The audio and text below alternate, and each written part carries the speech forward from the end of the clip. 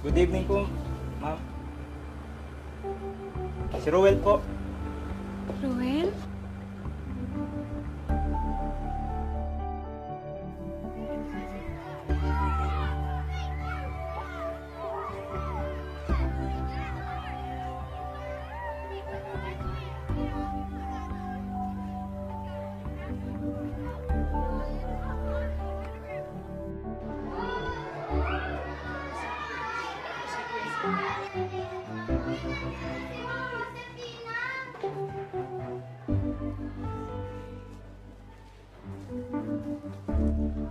Magandang umaga.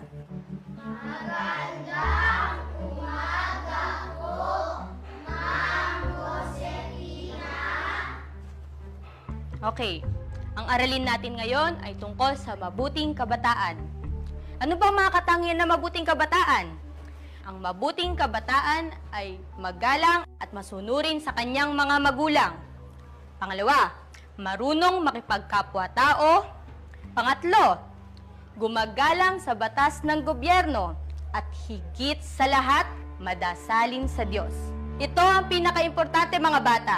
Kailangan marunong kayo magdasal para malapit kayo sa Diyos. O, sino sa inyo ang marunong magdasal? Itaas nyo ang inyong kamay.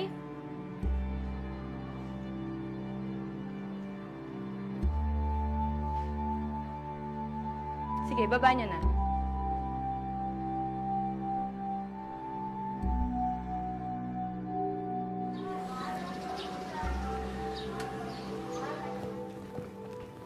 Mahal, nandiyan ka na pala. Kumusta?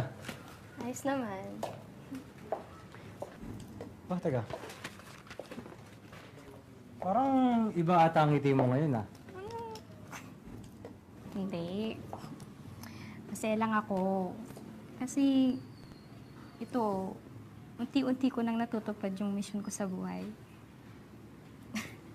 Yung magabayan yung mga bata sa pagkakaroon ng karunungan na magagamit nila para sa kanilang magandang kinabukasan. Ako, mabuti naman at nakukuha mo rin yung pangarap mo na yan.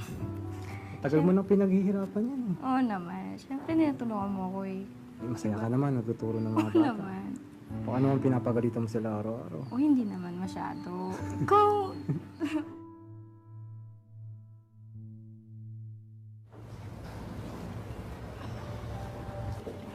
Okay, class? Tuturuan tayo ngayon ng religion ni Postulant Agnes.